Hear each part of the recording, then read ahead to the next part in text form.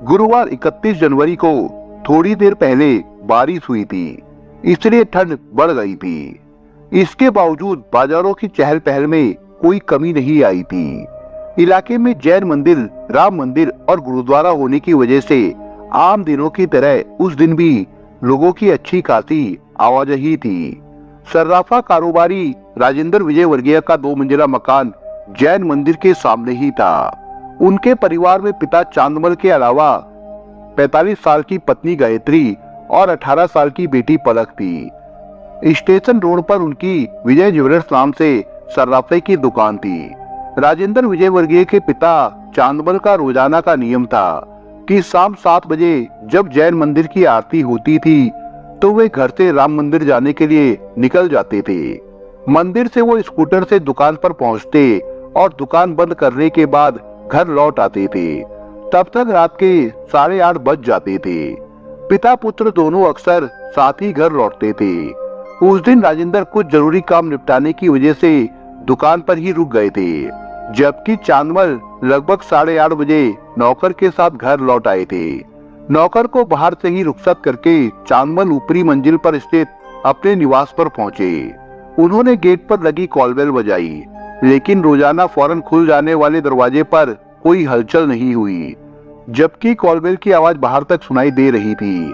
उन्होंने दरवाजे पर दस्तक देने की कोशिश की तो ये देखकर हैरान रह गए कि दरवाजा अंदर से लॉक्ड नहीं था। वो एक ही धक्के में खुल गया। ऐसा पहली बार ही हुआ था। चांदमल ने बहू गायत्री के कमरे की तरफ बढ़ते हुए आवाज लगाई तो वही खड़े रह गए। गायत्री के कमरे के बाहर खून बिखरा पड़ा था। बहू की खामोशी और फर्श पर बिखरे खून ने उन्हें इस कदर डरा दिया कि वे बुरी तरह से चीख पड़े। चांदमल के चिल्लाने की आवाज ग्राउंड फ्लोर पर रहने वाले किराएदार रश्मि ने सुनी तो वो चौंकी। वो तभी मंडी से सब्जी लेकर घर लौटी थी। वो हड़बड़ाई सी सीढ़ियों की तरफ दौड़ी। बदहवास से खड़े चांदमल ने कमरे में बिखरे खून की तरफ इशारा किया तो रश्मि ने पहले चांदमल को संभाला, फिर गायत्री की तलाश में कमरे की तरफ बढ़ी। वहां का दृश्य देखकर चांदमल और रश्मि दोनों की आंखें फटी रह गई। ड्राइंग रूम के फर्श पर गायत्री का खून से लथपथ शव पड़ा हुआ था। चांदमल को संभालने की कोशिश में रश्मि को थोड़ा आगे पलक पड़ी दिखाई दी। उसके आसपास खून का दरिया सा बना हुआ था। साफ लग रहा था कि दोनों मर चुकी है। चांदमल ने इस दृश्य को देखा तो उनके रहे से ही होश भी उड़ गए। सन्नाटे में खड़े चांदमल समझ नहीं पा रहे थे कि आखिर ये सब कैसे हो गया। अंततः उन्होंने जैसे तैसे रश्मि की मदद से खुद को संभाला और मोबाइल से बेटे राजेंद्र को इत्तला दे दी। इसके बाद उन्होंने रश्मि को फोन देकर पुलिस को सूचना देने को कहा। पुलिस को खबर देने के बाद रश्मि ने मोहल्ले के लोगों को आवाज दी। जरा सी देर में पूरा मोहल्ला इकट्ठा हो गया। जैन मंदिर से भीमगंज मंडी पुलिस स्टेशन का फासला बमुश्किल 1 किलोमीटर का है। थाना प्रभारी श्रीचंद्र सिंह ने फोन करके उच्च अधिकारियों को घटना के बारे में बताया। इसके बाद श्रीचंद्र सिंह पुलिस टीम के साथ 15-20 मिनट में ही घटना स्थल पर पहुंच गए। दोहरे हत्याकांड ने कोटा के पुलिस महकमे को हिलाकर रख दिया था।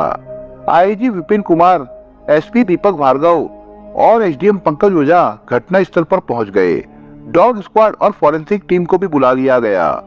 विजय वर्गीय परिवार के घर के बाहर भारी भीड़ जुटी हुई थी। पुलिस अधिकारियों ने देखा कि खून तो बेडरूम में फैला था, लेकिन गायत्री और पलक दोनों के शव ड्राइंग रूम में पड़े थे। पुलिस को लगा कि हत्यारों ने माँ बेटी दोनों को उनके कमरे में मारा होगा और फिर शवों को घसीटते हुए ड्राइंग रूम में लाकर पटक दिया होगा। दोनों के कमरों से ड्राइंग रूम तक खिंची खून की लकीर भी इसी की ओर इशारा कर रही थी। जिस दरिंदगी से माँ बेटी की हत्या की गई थी, उससे लगता था कि दोनों की हत्याएं किसी रंजिश की वजह से की गई है। इस बारे में राजेंद्र का कहना था कि हम लोग तो सीधी सादी जिंदगी जी रहे थे, दुश्मनी या रंजिश का तो कोई सवाल ही नहीं है। लेकिन एसपी दीपक भार्गव राजेंद्र के जवाब से संतुष्ट नहीं थे, क्योंकि घटना स्थल का दृश्य साफ साफ रंजिश की ओर इशारा कर रहा था।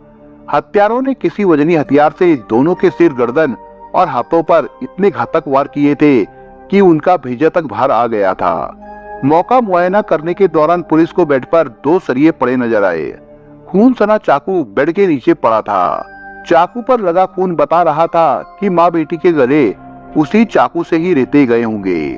बेडरूम में रखी अलमारियों के टूटे हुए ताले बता रहे थे कि वारदात को चोरी डकैती के लिए अंजाम दिया गया था। लेकिन राजेंद्र सदमे की वजह से कुछ भी बताने की स्थिति में नहीं थे। पुलिस ने भी उन पर दबाव नहीं बनाया। एसपी भार्गव का मानना था कि हत्यारे 2 या 2 से ज्यादा रहे होंगे। प्रारंभिक जांच और मौका मुआयना के बाद पुलिस ने दोनों शवों को पोस्टमार्टम के लिए अस्पताल भिजवा दिया। पोस्टमार्टम रिपोर्ट में दोनों की मौत हेड इंजरी से होनी बताई गई। गायत्री के सिर पर 5 चोटें थी, साथ ही सिर पर मल्टीपल फ्रैक्चर भी थे। सिर की कई हड्डियां टूट गई थी, जबकि पलक के सिर में 2 चोटें थी। इनमें से एक चोट इतनी घातक थी कि भेजा ही बाहर आ गया था। हथियार सरिया के रूप में सामने आ चुके थे। गायत्री और पलक दोनों के हाथों पर भी गहरी खरोंचें और चोटें थी। मौके पर टूटी हुई चूड़ियों के टुकड़े भी पाए गए थे। इसका मतलब उन्होंने अपने बचाव के लिए बदमाशों से काफी संघर्ष किया था। माँ बेटी के नाखूनों में त्वचा और मांस के टुकड़े थे जो हत्यारों के हो सकते थे। इसका पता लगाने के लिए नेल स्क्रैपिंग का सैंपल भी लिया गया। पुलिस की फॉरेंसिक टीम ने भी मौके से फिंगरप्रिंट और फुटप्रिंट उठाए। विजय वर्गीय के घर से एक सड़क सीधी स्टेशन की तरफ जाती थी और दूसरी हटवाड़े से होते हुए शहर की ओर। यही सड़क शहर के अलावा सैन्य क्षेत्र की तरफ भी जाती थी। यही वजह रही होगी कि हत्यारे बिना किसी की नजर में आए वारदात करके आसानी से फरार हो गए थे। पुलिस ये सोचकर भी चल रही थी कि वारदात को अंजाम देने के लिए हत्यारों ने कम से कम 5-7 दिन तक रेकी की होगी। वारदात को जिस तरह अंजाम दिया गया था उससे लगता था कि आरोपी विजय वर्गीय परिवार के अच्छे खासे परिचित रहे होंगे। जिस घर में वारदात हुई उसका मुख्य द्वार लोहे का था, लेकिन कुंडी ऐसी थी जो अंदर बाहर दोनों तरफ से आसानी से खोली जा सकती थी। ऐसे में घर में किसी के घुसने की खबर लगने का कोई मतलब ही नहीं था। राजेंद्र की पत्नी गायत्री और ससुर चांदमल सामाजिक गतिविधियों से भी जुड़े हुए थे, इसलिए उनके यहाँ लोगों का अक्सर आना जाना लगा रहता था। राजेंद्र विजय वर्गीय का कहना था कि घर में 5 सीसीटीवी कैमरे लगे हुए थे। जब कोई घर में ऊपर आता था तो गायत्री या पलक कैमरे में देखकर ही दरवाजा खुलती थी। जाहिर है इसका मतलब था आने वाले परिचित ही रहे होंगे। दरअसल पुलिस को सभी कैमरे टूटे हुए मिले थे। उनकी हार्ड डिस्क भी गायब थी। इसका मतलब हत्यारे घर के चप्पे चप्पे से वाकिफ थे। घर की दोनों तिजोरियों के ताले तोड़े गए थे। मतलब बदमाशों को पता रहा होगा कि घर की दौलत उन्हीं तिजोरियों में है। व्यापारी संघ के लोगों में इस वारदात को लेकर अच्छा भला गुस्सा था। उन्होंने पुलिस पर दबाव बनाने के लिए धरना प्रदर्शन देने की चेतावनी भी दी। अगले दिन यानी 1 फरवरी को एसपी दीपक भार्गव ने राजेंद्र से घर से चोरी हुए सामान के बाबत पूछा तो उन्होंने बताया कि तिजोरियों में से करीब 1 करोड़ रुपए की नकदी और जेवर गायब है। इसका मतलब वारदात को धन के लालच में अंजाम दिया गया था। इस बात को राजेंद्र ने भी स्वीकार किया। इससे पुलिस को तफ्तीश की एक नई दिशा मिल गई। निस्संदेह इस वारदात में विजय वर्गीय परिवार का कोई करीबी ही शामिल रहा होगा। दोहरे हत्याकांड का खुलासा करने के लिए डीजीपी विपिन पांडे के निर्देशन में एसपी दीपक भार्गव ने 10 टीमों का गठन किया। हत्या और लूट के मामले से जुड़े संदिग्ध और आदतन अपराधियों से पूछताछ का काम डीसीपी भंवर सिंह हाड़ा को सौंपा गया। उनकी मदद के लिए हर थाने से 10 जवानों की टीम बनाई गई।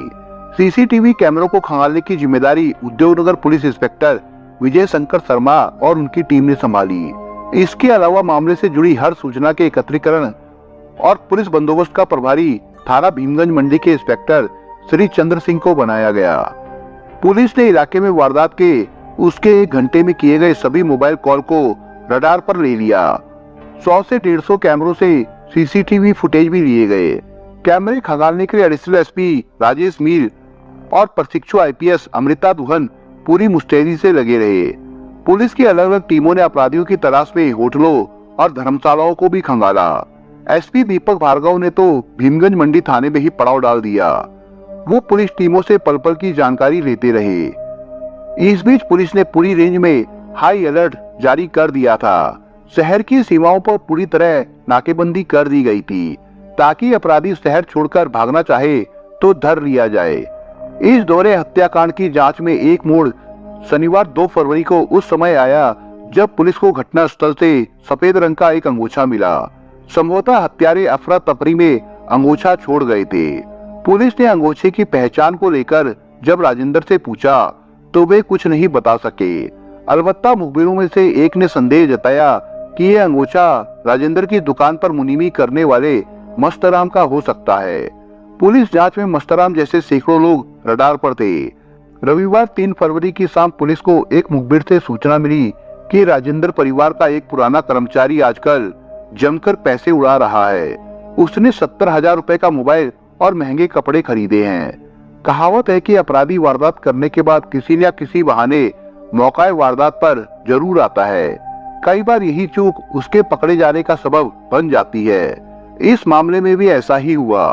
3 फरवरी को गायत्री और पलक की शोक सभा थी। शोक सभा में मातम फुर्सी के लिए आया एक व्यक्ति फूट फूट कर रोने लगा। वो बार बार कह रहा था, ये सब कैसे हो गया। राजेंद्र को दिलासा देने के लिए जब वो उनके पास गया तो उसके मुंह से निकलती शराब की बदबू विजय की नाक तक पहुंच गई। उन्होंने उसे वहां से जबरन हटाने का प्रयास किया, लेकिन वो और ज्यादा जोरों से रोने लगा। शोक सभा में सादे कपड़ों में भीमगंज के थाना प्रभारी श्री चंद्र सिंह भी मौजूद थे। उन्हें ये सब कुछ अटपटा लगा तो उन्होंने राजेंद्र से पूछा कि वो कौन है। राजेंद्र ने बताया कि उसका नाम मस्तराम मीणा है। उन्होंने ये भी बताया कि मस्तराम उनका बहुत विश्वासपात्र नौकर था। 3 साल पहले वो उनकी दुकान पर मुनीम का काम करता था। नतीजतन मस्तराम पुलिस की नजर में चढ़ गया।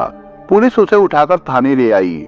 जब उससे सख्ती से पूछताछ की गई तो पूरी कहानी पता चल गई। पता चला कि इस वारदात को मस्तराम ने अपने एक साथी लोकेश मीणा, जो कि उसी के गांव का रहने वाला था, उसके साथ मिलकर अंजाम दिया था। मस्तराम मीणा और लोकेश मीणा एक ही गांव के रहने वाले थे और दोनों दोस्त थे। 28 साल का मस्तराम अविवाहित था। उसके पिता की 3 साल पहले मौत हो गई थी। इसके बाद तीनों भाइयों ने पुश्तैनी जमीन 18 लाख रुपए में बेच दी और रकम का बंटवारा कर लिया था। मस्तराम को बंटवारे में 6 लाख रुपए मिले। उसने ये रकम अय्यासी में उड़ा दी। शराब के नशे में हुड़दंग करने पर वो गांव वालों से कई बार पीट भी चुका था। इस वारदात में मस्तराम का सहयोगी रहा लोकेश मीणा 10वीं में फेल होने के बाद से ही आवारागर्दी करने लगा था। उसने ठेकेदारी का काम शुरू कर दिया था, लेकिन झगड़ा फसाद करने के कारण धंधा नहीं चल पाया। केशोराय पाटन थाने में उसके खिलाफ कई मुकदमे दर्ज है। कुछ समय पहले वो अपनी भाभी को लेकर भी भाग गया था। तभी से उसके घर वालों ने उससे किनारा कर लिया था। मस्तराम और लोकेश मीणा दोनों सोचते थे कि किसी बड़ी लूट को अंजाम देकर ऐशो आराम की जिंदगी जिए। मस्तराम मीणा सर्राफा राजेंद्र विजयवर्गीय की दुकान पर नौकरी कर चुका था। उसे पता था कि घर का कौन सदस्य कब आता जाता है, नकदी जेवर कहाँ रखे हैं। उसने लोकेश को अपनी योजना बताई कि 1-2 को मारना तो पड़ेगा, लेकिन मोटा माल मिलेगा। लोकेश इसके लिए तैयार हो गया। कह सकते हैं कि इस हत्याकांड का मास्टरमाइंड मस्तराम ही था। पूछताछ में उसने बताया कि दोनों ने वारदात से पहले दुकान और घर दोनों जगहों की रेकी की। रेकी के बाद वारदात का वक्त शाम के 7 बजे का रखा गया। उस समय राजेंद्र विजयवर्गीय दुकान पर होते थे और उनके पिता चांदमल को राम मंदिर में दर्शन करते हुए दुकान पर पहुंचना होता था। रात 8:30-9 बजे से पहले दोनों में से कोई नहीं लौटता था। ग्राउंड फ्लोर की किराएदार रश्मि अकेली रहती थी और उस समय सब्जी मंडी चली जाती थी। लूट के लिए हत्या करना पहले से ही तय था, इसलिए दोनों सरिये और चाकू साथ लेकर आए थे। माँ बेटी दोनों उन्हें जानती थी, इसलिए कॉल बेल बजाने पर दरवाजा खुलवाने में कोई दिक्कत नहीं थी। दरवाजा खोलते ही गायत्री सामने नजर आई। दोनों को बैठने को कहकर जैसे ही वो अपने कमरे की तरफ बढ़ी, दोनों ने मौका दिए बगैर सरिये से उनके सिर पर ताबड़तोड़ वार कर दिए। फिर भीतर जाकर पलक का भी यही हाल किया। दोनों जिंदा ना बच जाए, ये सोचकर मस्तराम और पेशव ने चाकू से दोनों का गला रेतकर उनकी मौत की तसल्ली कर ली। बाद में दोनों ने माँ बेटी के शवों को घसीटकर ड्राइंग रूम में डाल दिया। मस्तराम को पता था कि जेवर और नकदी गायत्री के कमरे की तिजोरी में रखे होते हैं। मस्तराम और लोकेश अपने साथ बैग लेकर आए थे। तिजोरी तोड़कर जितनी भी रकम और जेवर मिले उन्होंने बैग में भरे और वहां से फुर्ती से निकल गए। बस पकड़कर दोनों सीधे गांव पहुंचे और गहने व रकम का बड़ा हिस्सा घर में छिपा दिया। फिर दोनों ने ही रात में बूंदी से रोडवेज की बस पकड़ी और जयपुर चले गए। जयपुर में दोनों बस स्टैंड के पास ही एक होटल में रुके। अगले दिन दोनों ने जमकर खरीदारी की और शराब पी। दोनों ने अपने लिए 70-70 हजार रुपए के महंगे मोबाइल फोन, कपड़े और अन्य सामान खरीदा। शनिवार 2 फरवरी को दोनों वापस कोटा आ गए। मस्तराम को अपने पकड़े जाने का डर नहीं था, फिर भी अपनी तसल्ली के लिए कि किसी को उस पर शक ना हो, वो शोक जताने का दिखावा करने चला गया। बस उसकी यही सोच उसे ले डूबी। राजेंद्र ने पुलिस को बताया कि हत्यारों ने करीब 1 करोड़ रुपए की लूट की है। पुलिस ने दोनों आरोपियों के कब्जे से लूटे गए 37 लाख में से 21,70,000 रुपए और 2 किलो 26 ग्राम सोना, 13.5 किलो चांदी के जेवर बरामद कर लिए थे। मस्तराम ने बताया कि गायत्री और पलक जो गहने पहनी थी, उन्होंने वो भी उतार लिए थे। सीआई श्रीचंद्र सिंह ने बताया कि आरोपियों के कब्जे से सोने की चेन और कंगन भी बरामद किए गए हैं। लोकेश ने वारदात करने के बाद 8 लाख रुपए, कंगन और चेन अपने गांव जाकर खेत में गाड़ दिए। लूट की रकम का बंटवारा करने के बाद मस्तराम पाटन के एक गांव में अपने रिश्तेदार के पास गया था। उसने उन्हें 8 लाख रुपए ये कहकर रखने को दिए थे कि रकम जमीन बेचकर मिली है, थोड़े दिन रख लो, फिर आकर ले जाऊंगा। वारदात खुलने के बाद मस्तराम के रिश्तेदारों ने ये रकम पुलिस को ये कहते हुए सौंप दी कि उन्हें इस घटना के बारे में कोई जानकारी नहीं थी। इस मामले में भीमगंज मंडी के थाना प्रभारी श्री चंद्र सिंह की भूमिका महत्वपूर्ण रही। शोक सभा में मस्तराम मीणा के हाव भाव उन्हें खटके तो उन्होंने पूरा ध्यान उसी पर लगा दिया। इस कोशिश में उन्हें उसकी कलाइयों पर खरोंचों के निशान नजर आए, जिससे उनका शक पुख्ता हो गया। सीआई श्री चंद्र सिंह ने बताया कि जयपुर में अच्छी खासी खरीदारी करने के बाद दोनों हत्यारे वापस होटल नहीं पहुंचे थे। अगले दिन होटल मालिक ने कमरे की सफाई करवाई तो प्लास्टिक की थैली में कपड़े मिले, जिन्हें स्टोर में रखवा दिया गया था। श्री चंद्र सिंह ने वो थैली भी बरामद कर ली। इस मामले को केस ऑफिसर स्कीम में लिया गया है और 15 दिन में कोर्ट में चालान पेश किया जाएगा। इस केस को सुलझाने में पुलिस के करीबन 200 पुलिसकर्मी शामिल रहे थे। दोस्तों, आप अगर चैनल पर नए हो तो आप चैनल को सब्सक्राइब करने के साथ कमेंट बॉक्स में इस कहानी के बारे में अपने विचार जरूर लिखिएगा। मिलता हूँ एक नई कहानी के साथ, तब तक के लिए अपना ख्याल रखिएगा। धन्यवाद।